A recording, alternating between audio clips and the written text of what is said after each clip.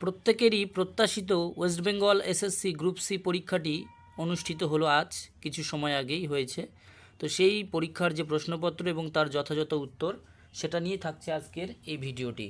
তো এই ভিডিওটিতে প্রত্যেকটা প্রশ্ন আলোচনা করবে এবং তার যথাযথ উত্তর নাম্বার ওয়াইজ প্রত্যেকের কটা উত্তর ঠিক হলো এবং কত স্কোর হচ্ছে তোমরা সেটা মিলিয়ে নিতে পারো।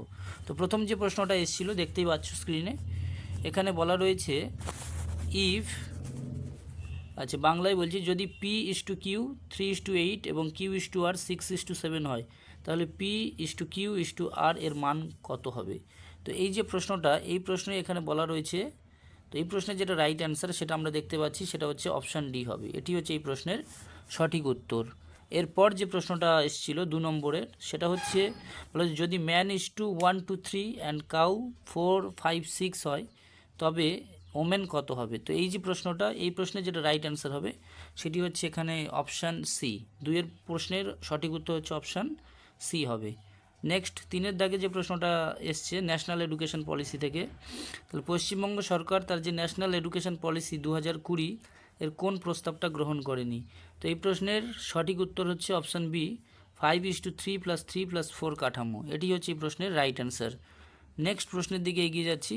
এরপর যেটা এসেছিলো এখানে আমাদের 4-এর দাগে যে প্রশ্নটা, সেটা এখানে আমাদের দেখতে হবে। 4-এর যে প্রশ্নটা, এটা হচ্ছে বলা রয়েছে 9-এর বর্গের বর্গমূল হলো, 9-এর যে বর্গ সেই বর্গের বর্গমূলটা কত। তো এই প্রশ্নের যেটা রাইট অ্যান্সার সেটি হচ্ছে অপশান এ।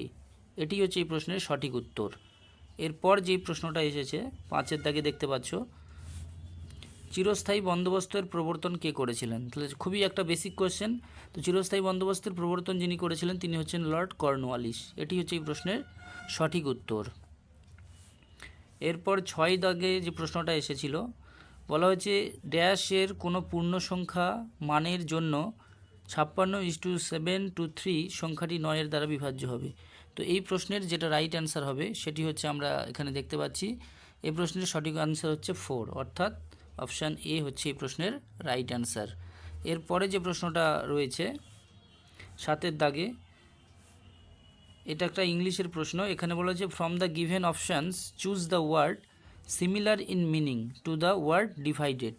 মানে এখানে সিনোনিম খুঁজতে হবে, ডিভাইডেড শব্দটির সিনোনিম। ডিভাইডেড মানে হচ্ছে বিভক্ত হওয়া, তাহলে এই প্রশ্নের যেটা রাইট অ্যান্সার হবে সেটা হচ্ছে সেপারেট। সেপারেট মানেও আলাদা করা, ডিভাইড মানেও একই। এটাই হচ্ছে এই প্রশ্নের রাইট অ্যান্সার।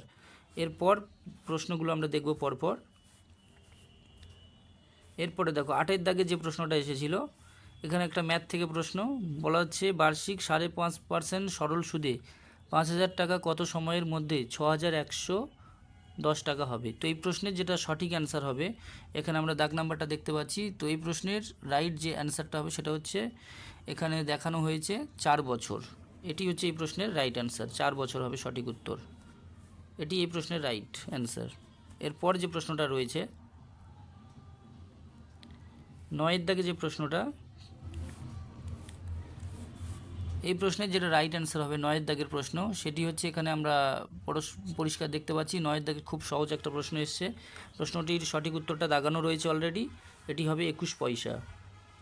এরপরে 10-এর দাগে যে প্রশ্নটা এসেছিল সেই প্রশ্নের যেটা রাইট অ্যান্সার হবে, সেই 10-এর দাগের প্রশ্নটা রাইট অ্যান্সারটা এখানে দেখানো হয়েছে, রাইট চিহ্ন দিয়ে রেখেছি। এরপর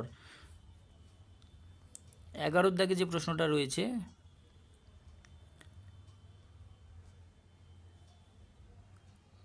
আচ্ছা কোন রাজ্যের উপর দিয়ে কর্কট ক্রান্তি রেখা গিয়েছে। তাহলে কর্কট ক্রান্তি রেখা কোন রাজ্যের উপর দিয়ে চলে গেছে, এটা জিওগ্রাফি থেকে নেওয়া একটা প্রশ্ন ছিল। তাহলে এই প্রশ্নেরও সঠিক উত্তরটা কিন্তু অলরেডি দাগানো রয়েছে, এটা পশ্চিমবঙ্গ হবে।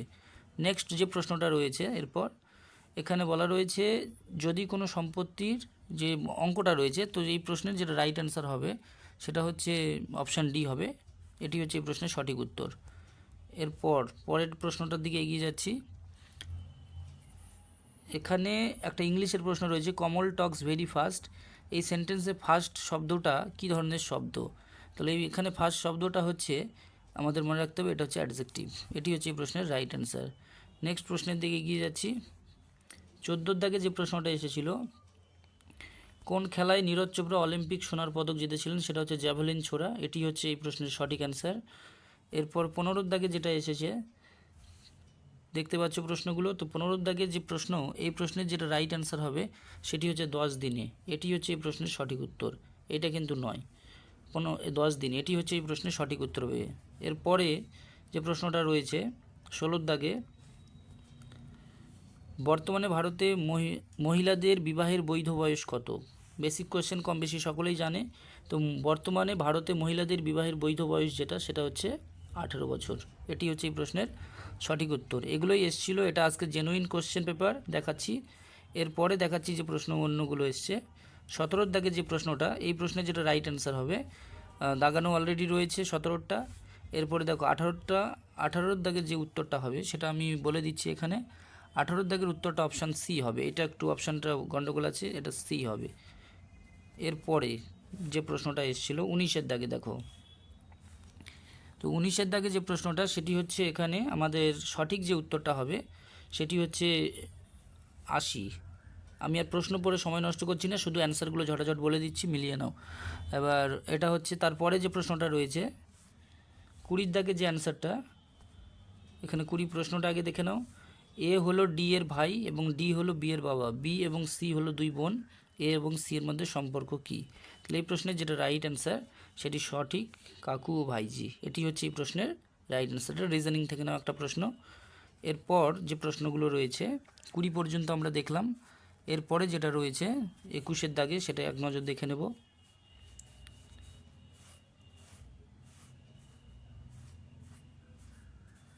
21 দাগে বলা হয়েছে what is the plural of Goose. তাহলে এই গুসের প্লুরালটা বলতে হবে।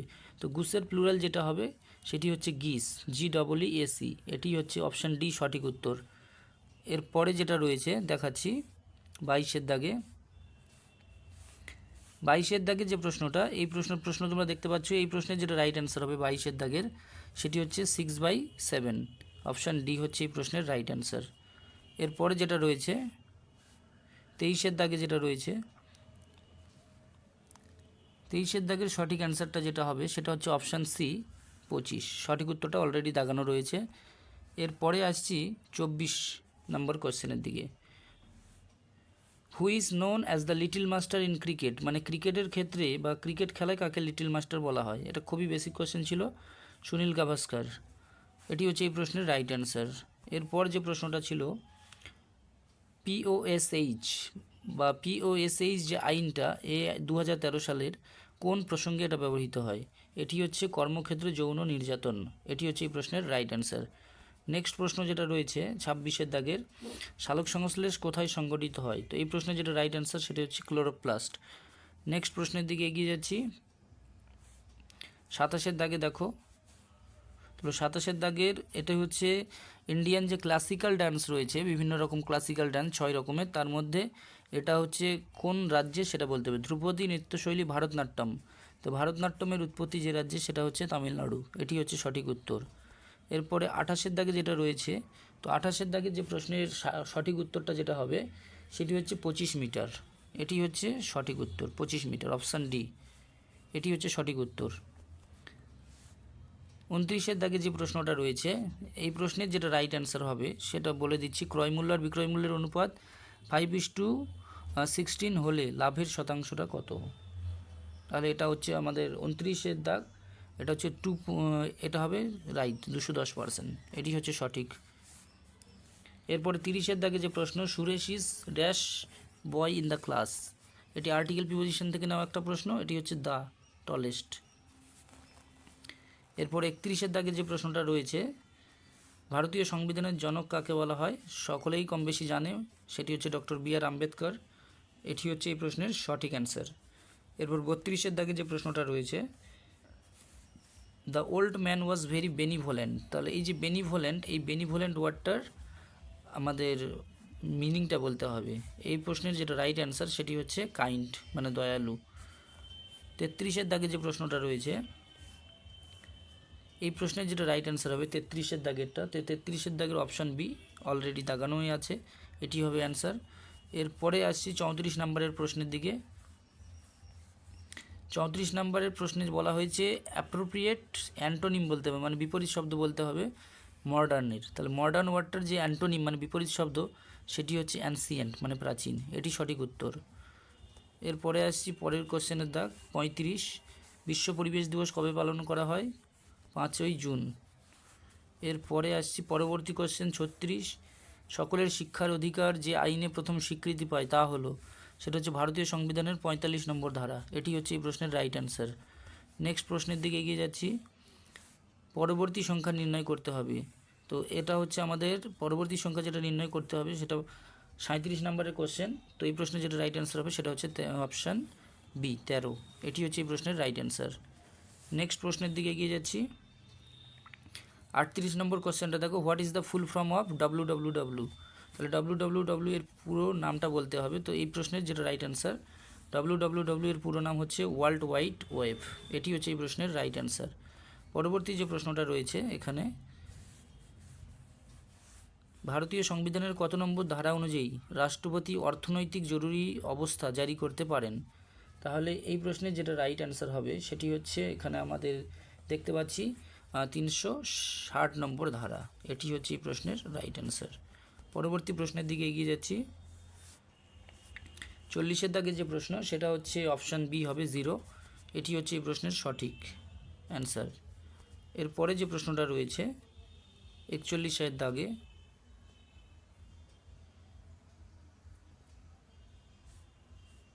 MGNREGA প্রকল্পের অধীনে সামাজিক নিরীক্ষা করার মূল দায়িত্ব কার? তো এই প্রশ্নের যেটা রাইট অ্যান্সার সেটি হচ্ছে গ্রামসভা। এটি হচ্ছে এই প্রশ্নের রাইট অ্যান্সার। নেক্সট প্রশ্নের দিকে এগিয়ে যাচ্ছি। 5 অঙ্কের বৃহত্তম বর্গ সংখ্যা কোনটা? তো 5 অঙ্কের যেটা বৃহত্তম বর্গ সংখ্যা সেটা আমাদের এখানে বলতে হবে। তো এই প্রশ্নের এটা 42-এর দাগের, এটা অপশান বি হবে কারেক্ট অ্যান্সার। এরপর যেটা রয়েছে 43-এর দাগের, একটা ইন্টারোগেটিভ সেন্টেন্স শেষ হয় কিসের মাধ্যমে? এটাও এসেছিল প্রশ্ন। তো এই প্রশ্নের যেটা রাইট অ্যান্সার সেটা হচ্ছে এ কোশ্চেন মার্ক। এটি হচ্ছে রাইট অ্যান্সার। এরপর যেটা রয়েছে 44-এর দাগে, the author of the Nobel শেষের কবিতা ইজ, তাহলে শেষের কবিতা উপন্যাসের লেখককে? তো এই শেষের কবিতা উপন্যাসের লেখক হলো রবীন্দ্রনাথ ঠাকুর। এটি হচ্ছে সঠিক উত্তর। এরপর যে প্রশ্ন এসেছিল সেগুলো এক নজর দেখা যাক। 45-এর দাগে যে প্রশ্নটা, এই প্রশ্নের যেটা রাইট অ্যান্সার হবে 45-এর দাগে সেটি এখানে মেলাতে হবে আমাদের। 45-এর দাগে যে উত্তরটা বলেছে, তো এই প্রশ্নের যেটা রাইট অ্যান্সার এখানে অলরেডি দাগানো রয়েছে দেখতে পাচ্ছ। এরপরে আসছি 46-এ, fill in the blank in the following sentence, an educated person makes decision wisely। Educated হবে, এটা যেহেতু ভাওয়েল রয়েছে সেই হিসেবে আমাদের অ্যান্সারটা করতে হবে। এর পরের দাগে যে প্রশ্নটা রয়েছে 47, how many leap years are there between 1890 to 1909? তাহলে এই প্রশ্নের যেটা রাইট অ্যান্সার হবে সেটা হচ্ছে এখানে সঠিক যে উত্তরটা, এটা 4 দিয়ে আমরা ভাগ করলে পেয়ে যাবো অ্যান্সারটা। কতগুলো লিপ ইয়ার রয়েছে সেটা আমাদের এখানে বলতে হবে। তো এই প্রশ্নের সঠিক উত্তর হচ্ছে 5টি। এটি হচ্ছে এই প্রশ্নের right answer, option B. Next প্রশ্ন যেটা রয়েছে 48-এর দাগের প্রশ্নটা, ফুল ফর্ম অফ এটিপি, তাহলে এটিপির পুরো নাম আমাদের বলতে হবে। এটিপির পুরো নাম হচ্ছে অ্যাডিনোসিন ট্রাইফসফেট। এটি হচ্ছে এই প্রশ্নের সঠিক উত্তর। এরপরে 49-এর দাগে যে প্রশ্নটা রয়েছে এই প্রশ্নের যেটা রাইট অ্যান্সার হবে সেটা হচ্ছে অপশান ডি। এটি হচ্ছে এই প্রশ্নের রাইট অ্যান্সার, অপশান ডি।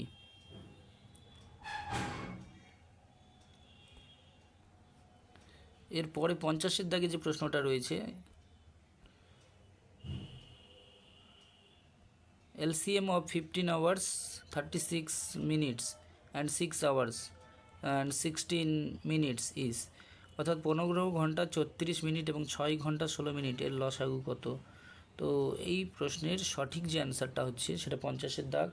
এই প্রশ্নের সঠিক অ্যান্সারটা হবে বি, অপশান বি। এটি হচ্ছে এই প্রশ্নের সঠিক উত্তর। নেক্সট প্রশ্নের দিকে এগিয়ে যাচ্ছি 51। তো 51-র দাগে যে প্রশ্নটা রয়েছে এখানে বলেছে দ্যাট চাইল্ড ডায়েট, তো এটা প্রিপোজিশনের থেকে দিয়েছিল ডায়েট অফ, ডায়েটের পরে অফ হয়, ডায়েট কোনো রোগে যদি মারা যায় অফ ইউজ করি। 52-র দাগে যে প্রশ্নটা রয়েছে, ইন্টেলিজেন্ট বানানটার সঠিক বানানটা বলতে হবে। তাহলে যেটা ডবল এল আছে সেটা হবে INTELLIGENT, LIGENT, এটি হচ্ছে এই প্রশ্নের রাইট অ্যান্সার 52। এরপরে 53 দাগে যে প্রশ্নটা রয়েছে, তো এই প্রশ্নের যেটা রাইট অ্যান্সার হবে সেটা হচ্ছে, এখানে দেখো 53 দাগের রাইট অ্যান্সারটা যেটা হচ্ছে সেটা হচ্ছে 101.72, এটি হচ্ছে এই প্রশ্নের রাইট অ্যান্সার, অপশান বি। এরপরে 54 দাগে যে প্রশ্নটা এখানে রয়েছে,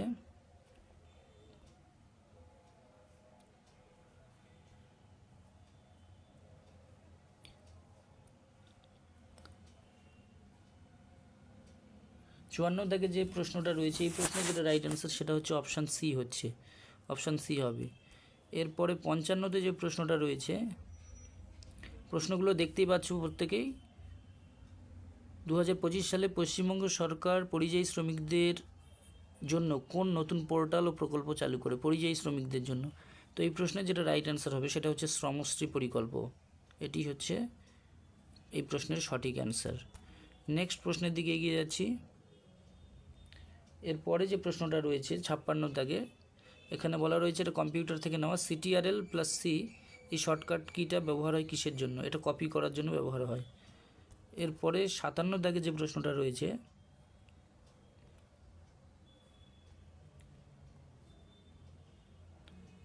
ভোপাল গ্যাস দুর্ঘটনা যে হয়েছিল এটা কোন গ্যাসের কারণে? তো এই প্রশ্নের যেটা রাইট অ্যান্সার সেটা হচ্ছে মিথাইল আইসোসায়ানেট, অপশান এ, এটি হচ্ছে এই প্রশ্নের রাইট অ্যান্সার 57 দাগের। এবার 58তে যে প্রশ্নটা রয়েছে আমরা দেখতেই পাচ্ছি কম বেশি, 58 দাগে যে প্রশ্ন, এই প্রশ্নের রাইট যে অ্যান্সারটা হবে বলা হচ্ছে 9 এবং 16 এর মধ্যে গড় অনুপাত হলো 58। তো এই প্রশ্নের রাইট অ্যান্সার হচ্ছে অপশান বি 12, এটি হচ্ছে এই প্রশ্নের সঠিক উত্তর। এরপরে যেটা রয়েছে 59এর দাগের যে প্রশ্ন, সেই প্রশ্নের যেটা রাইট অ্যান্সার হবে সেটি হচ্ছে অপশান ডি, এটি হচ্ছে এই প্রশ্নের রাইট অ্যান্সার। এবং সর্বশেষ প্রশ্ন 60 নম্বরের যেটা রয়েছে, এখানে দেখা যাচ্ছে 20 মিটার পার সেকেন্ড বেগে চলমান একটি ট্রেনের 360 কিমি দূরত্ব অতিক্রম করতে যে সময় লাগে সেটা কত? তো এই প্রশ্নের যেটা রাইট অ্যান্সার হবে সেটা হচ্ছে অপশান সি, এটি হচ্ছে এই প্রশ্নের রাইট অ্যান্সার। তো এই পর্যন্তই এখানে ভিডিওটা সমাপ্ত করছি। প্রত্যেকের পরীক্ষা কম বেশি কেমন হলো জানাবে, এবং প্রশ্নের লেভেলটা তোমাদের মত অনুযায়ী কতটা ভালো ছিল সেটাও কিন্তু অবশ্যই জানাবে। Good bye.